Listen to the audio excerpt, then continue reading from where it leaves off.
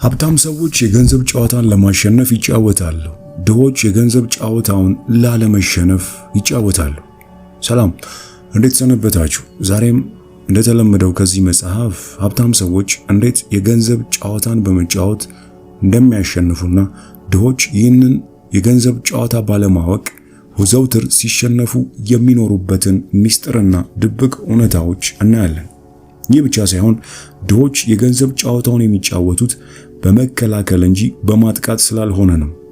ማንኛውም ስፖርት ወይም ጨዋታ በጥብቅ በመከላከል ብቻ ብትጫወት ያንን ጨዋታ የማሸነፍ እድል ምን ያህል ነው? እዚህ ግባ የሚባል እድል አይኖርህም። አብዛኞቹ ሰዎች በዚህ ይስማማሉ። ሆኖም አብዛኞቹ ሰዎች የገንዘብ ጨዋታን የሚጫወቱት በትክክል በዚህ መንገድ ነው። ዛሬ ከዚህ መጽሐፍ ትክክለኛውን ሀብታሞች የሚጫወቱበትን የገንዘብ ጨዋታ ሚስጥርና ድብቅ ዘዴዎችን እንዴት መጫወት እንዲሁም ማሸነፍ እንደምትችል በስፋት እንዳስሳለን።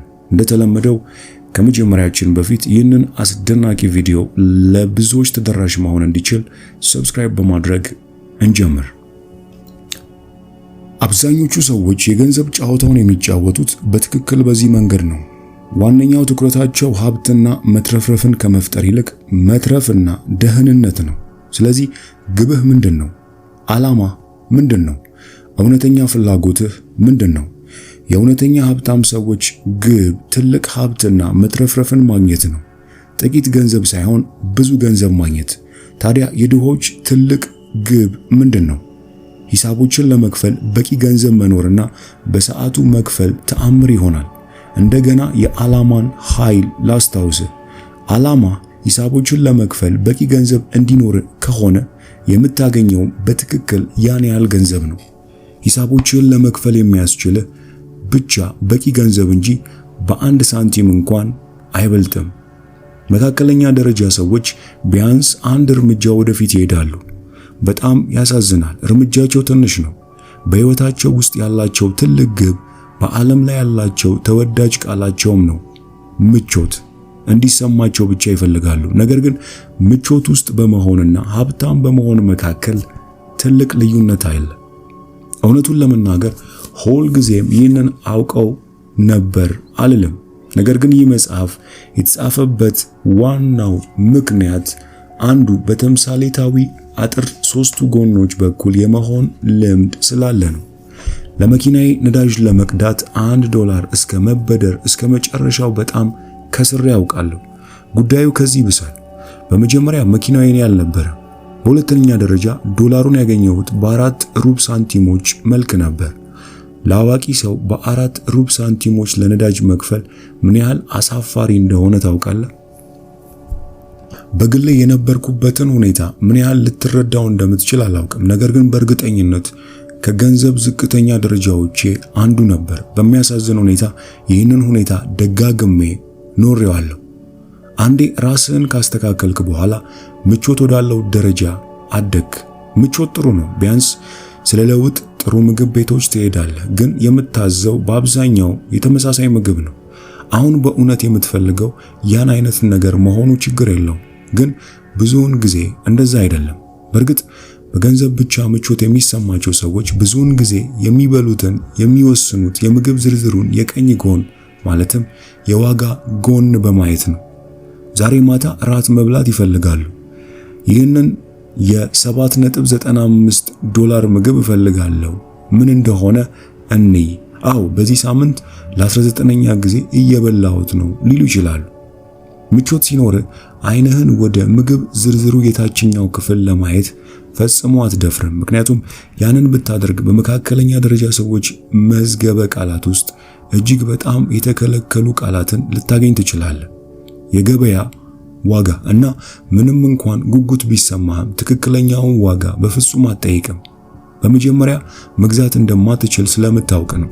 በሁለተኛ ደረጃ አስተናጋጁ ምግቡ $49 መሆኑንና ተጨማሪ የጎን ምግቦች እንዳሉት ሲነግርህ አሁን ለምን እንደሆነ አላውቅም፣ ግን ዛሬ ማታ በእውነት ይህንን ምግብ መብላት ፈልጌያለሁ ስትል እንደማያምን ስለምታውቅ በእርግጥ አሳፋሪ ይሆንብሃል። ለኔ በግሌ ከሀብታምነት ምርጥ ነገሮች አንዱ የምግብ ዝርዝር ላይ ዋጋዎችን መመልከት የሌለብኝ መሆኑን መናገር አለብኝ። ዋጋው ምንም ይሁን ምን በትክክል የምፈልገውን እበላለሁ። ድሃ በነበርኩ ወይም የምቾት ቀጠና ውስጥ በነበርኩ ጊዜ ይህንን አላደርግም ነበር። ስናጠቃልለው ግብህ ምቾት ውስጥ መቆየት ከሆነ ሀብታም የመሆን እድል ጠባብ ነው። ግብህ ሀብታም መሆን ከሆነው ግን እጅግ በጣም ምቾት ውስጥ የመሆን እድል ሰፊ ነው። እዚህ ነጥብ ላይ የሀብቱ መርህ ሐሳብ ወይም የዚህ ቀመር ሚስጥሩ ምንድን ነው? ግብህ ምቾት ውስጥ መቆየት ከሆነ ሀብታም የመሆን እድል ጠባብ ነው እያልኩ ነው። ግብህ ሀብታም መሆን ከሆነ ግን እጅግ በጣም ምቾት ውስጥ የመሆን እድል ሰፊ ነው። በመቀጠል ወደ ከዋክብት ብትወረውር ቢያንስ ጨረቃዋን ትመታለህ የሚለውን በፕሮግራማችን ውስጥ ከማስተምራቸው መርሆች አንዱን ላስቃኝ። ድሆች በቤታቸው ጣራ ልክ እንኳን አይወረውሩም። ከዚያም ለምን ስኬታማ እንዳልሆኑ ይገርማቸዋል። አሁን አውቀውታል። በእውነት የፈለግከውን ታገኛለህ። ሀብታም መሆን ከፈለግ ግብህ ሀብታምነት መሆን አለበት። ሀብት ማለት ሂሳቦችን ለመክፈል በቂ ገንዘብ መኖር ወይም ምቾት ውስጥ ለመሆን በቂ ገንዘብ መኖር አይደለም። ሀብት ማለት ሀብታም ማለት ነው። እስኪ ይህንን ልምምድ አሁኑኑ አድርገው። እጅህን በልብ ላይ አድርግና ግቤ ወይም ዓላማዬ ሚሊዮነርና ከዚያ በላይ መሆን ነው በል። ራስህን ነክተህ የሚሊዮነር አእምሮ አለኝ ማለቱን እንዳትዘነጋ። የሚሊዮነር አእምሮ ተግባራት እኚውልህ። አንደኛ፣ 2 የፋይናንስ ግቦችን ጻፍ።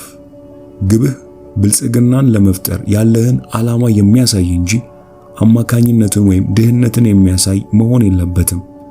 ተጫውተህ ለማሸነፍ የሚከተሉትን ግቦች ጻፍ። የመጀመሪያው ዓመታዊ ገቢ ምን ያህል መሆን አለበት?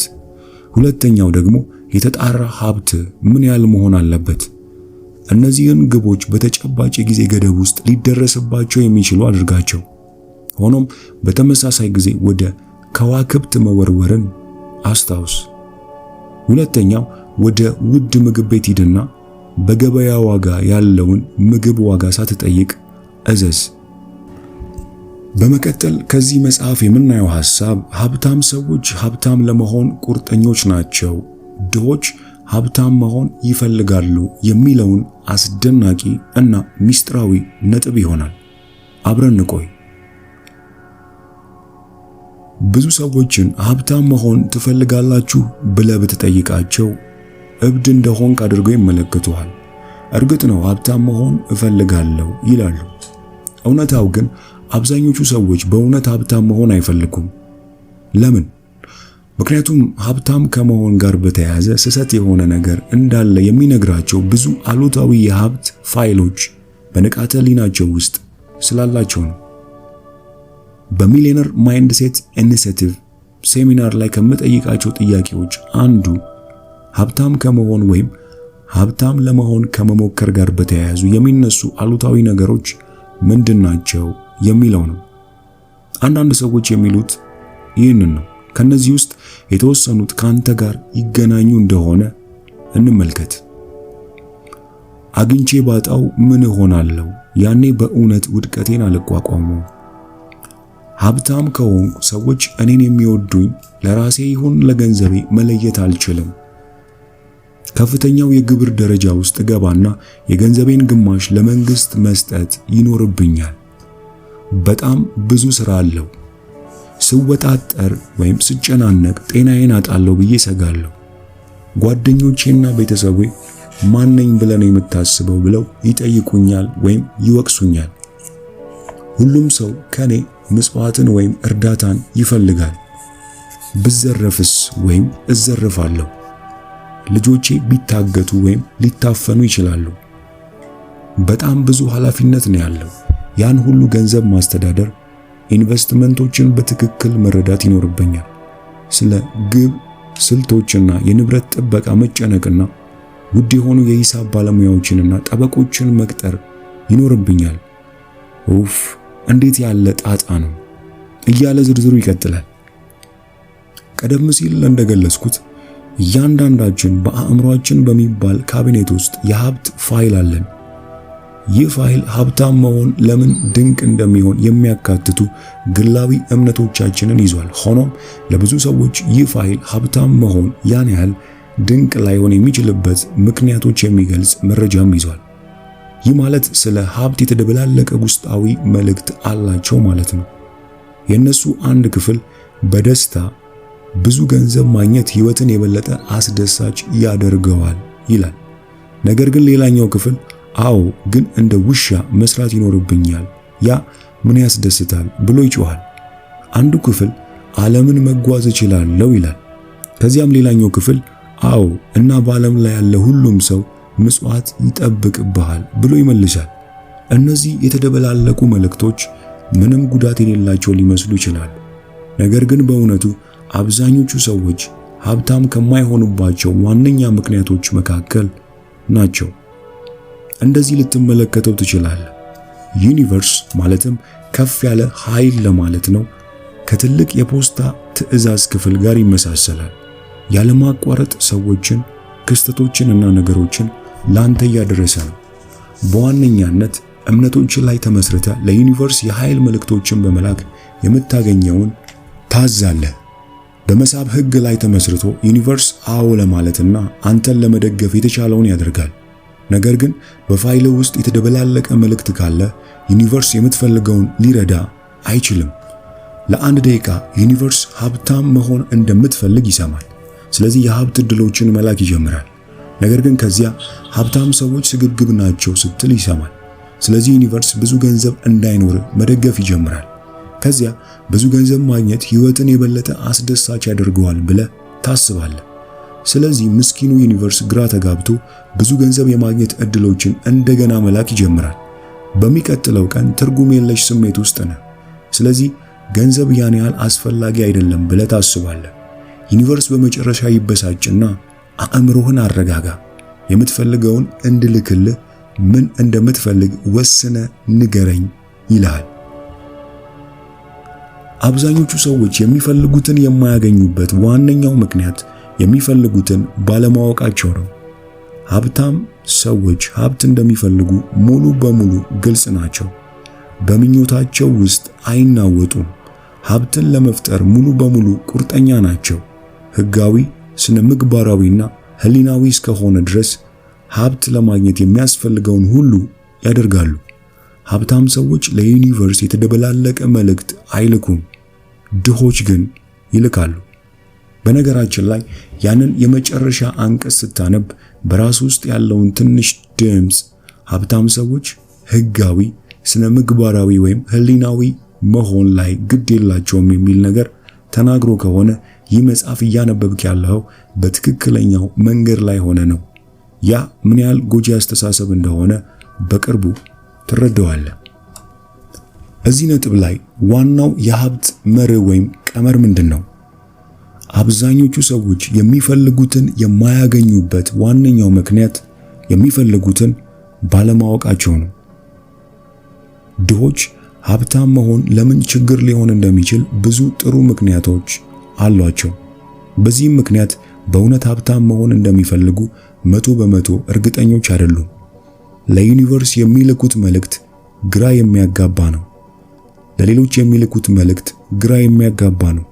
እና ይህ ሁሉ ግራ መጋባት ለምን ይከሰታል? ምክንያቱም ለራሳቸው የሚልኩት መልእክት ግራ የሚያጋባ ስለሆነ ነው።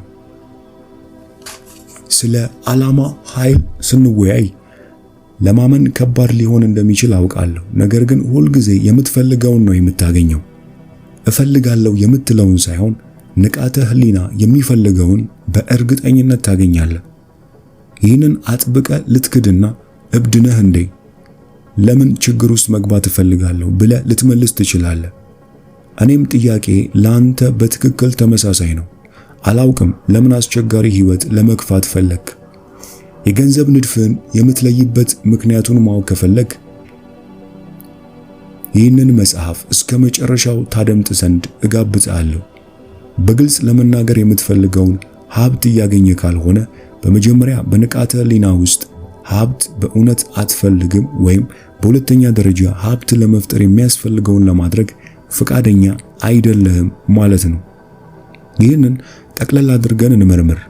በእርግጥ 3 የመፈለግ ደረጃዎች አሉ። የመጀመሪያው ደረጃ ሀብታም መሆን እፈልጋለሁ የሚለው ነው። ይህ እጄ ላይ ቢወድቅ እወስደዋለሁ ለማለት ሌላ መንገድ ነው። መፈለግ ብቻውን ከንቱ ነውና። መፈለግ የግድ ወደ ማግኘት እንደማያመራ አስተውለህ ታውቃለህ? ያለ ማግኘት እንዲሁ መፈለግ ወደ በለጠ መፈለግ እንደሚያመራ አስታውስ። መፈለግ ልማድ ይሆናል እና ወደ ራሱ ብቻ ይመራሃል። ፍጹም ክብ ይፈጥራል። ይህ ደግሞ የትም ቦታ አያደርስህም። ሀብት የሚመጣው ዝም ብሎ ከመፈለግ አይደለም። ይህ እውነት መሆኑ እንዴት ታውቃለህ? በቀላል እውነታ ማረጋገጫዎች ቢሊዮኖች የሚቆጥሩ ሰዎች ሀብታም መሆን ይፈልጋሉ። ሀብታም የሚሆኑት ግን በጣም ጥቂቶች ናቸው። የመፈለግ ሁለተኛው ደረጃ ሀብታም ለመሆን መርጫለሁ የሚለው ነው። ይህ ሀብታም ለመሆን መወሰንን ያካትታል። መምረጥ በጣም ጠንካራ ኃይል ነውና የራስህን እውነታ ለመፍጠር ኃላፊነት ከመውሰድ ጋር እጅ ለእጅ ይሄዳል። ውሳኔ የሚለው ቃል የመጣው ከላቲን ቃል ሲሆን ትርጉሙም ሌሎች አማራጮችን መግደል ማለት ነው። መምረጥ የተሻለ ነው፣ ግን ምርጡ አይደለም።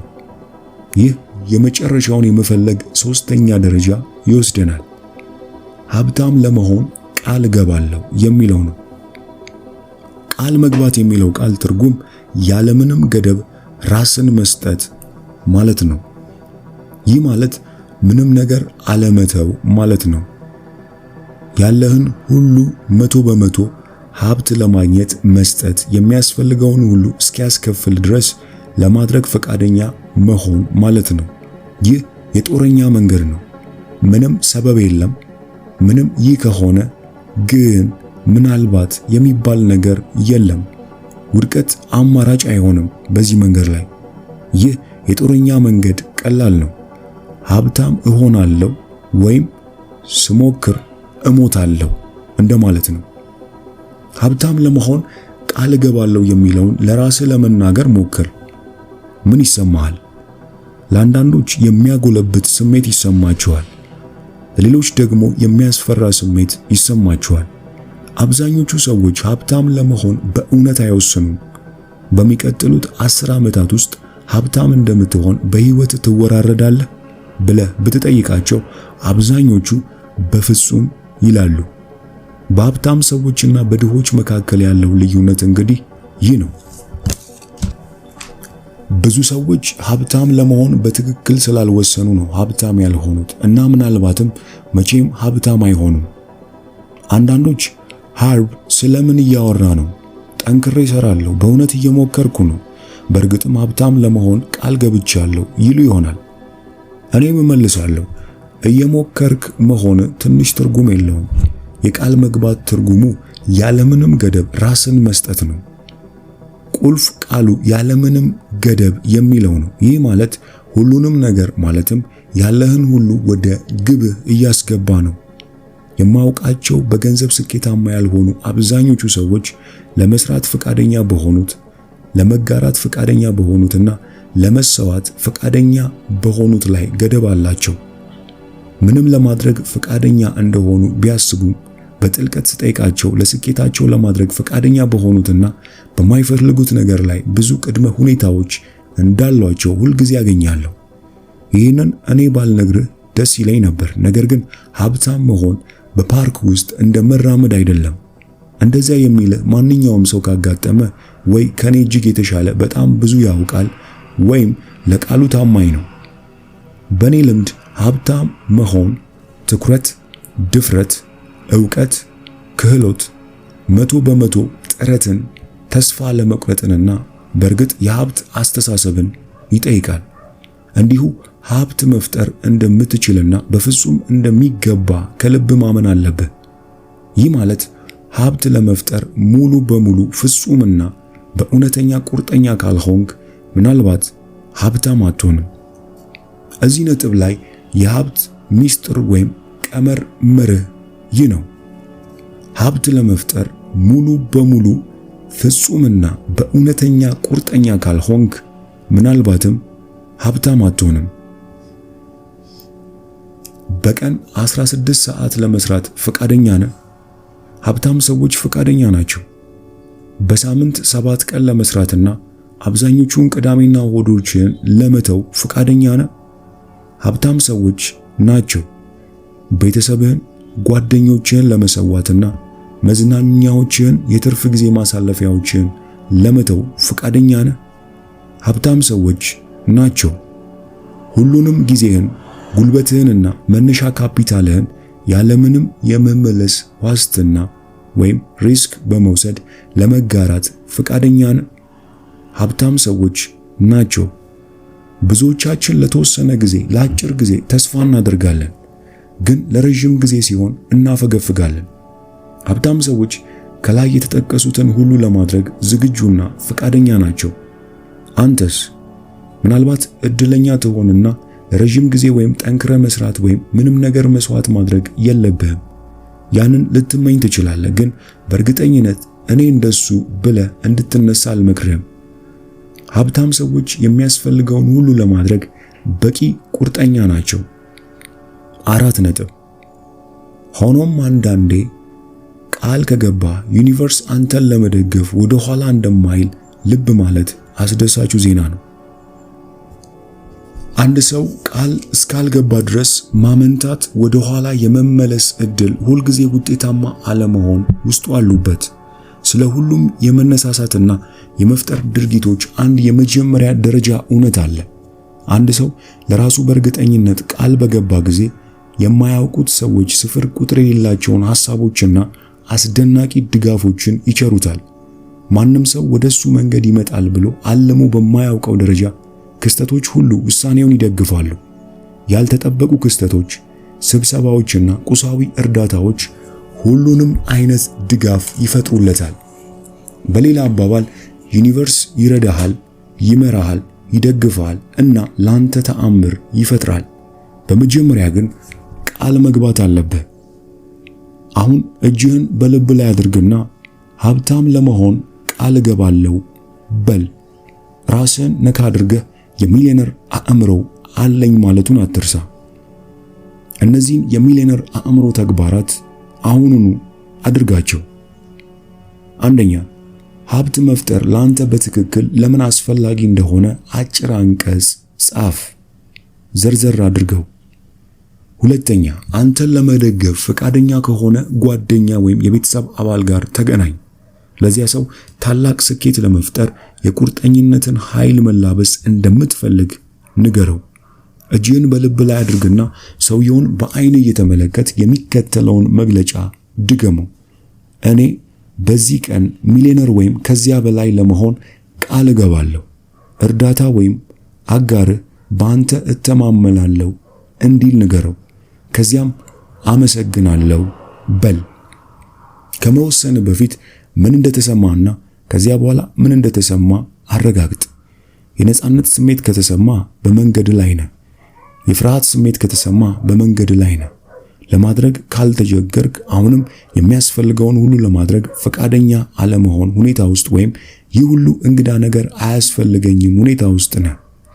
ላስታውስ፣ በማንኛውም መንገድ አሁን ያለበት ቦታ በትክክል አድርሰዋል። ዛሬም እንደተለመደው ከዚህ መጽሐፍ ሀብታም ሰዎች የገንዘብ ጨዋታን ለማሸነፍ ይጫወታሉ፣ ድሆች የገንዘብ ጨዋታውን ላለመሸነፍ ይጫወታሉ። እንዲሁም ሀብታም ሰዎች ሀብታም ለመሆን ቁርጠኛ ናቸው፣ ድሆች ሀብታም መሆን ግን ይፈልጋሉ የሚለውን ይህንን አስደናቂ ሐሳብ በዚህ መልክ አይተናል። ከዚህ ነጥቦች የትኛው ሐሳብ ተመቻችሁ? እንደተለመደው ኮመንት ላይ ጻፉልኝ። ይህ እጅግ በጣም አስደናቂ የሆነ ቪዲዮ ለብዙዎች ተደራሽ መሆን እንዲችል ቪዲዮውን ላይክ፣ ይህንን ዕውቀት ደግሞ ለሌሎች ወዳጅ ዘመዶቻችን ሼር በማድረግ ይህንን አስደናቂ ደግሞ የዕውቀት ቤተሰብ ሰብስክራይብ በማድረግ እንድትቀላቀሉ እንጋብዛችኋለሁ። ይህንን መጽሐፍ ሙሉውን በአማርኛ የምትፈልጉ ብቻ ከታች ባለው የቴሌግራም ሊንክ አድራሻ ልጽፉልን ትችላላችሁ።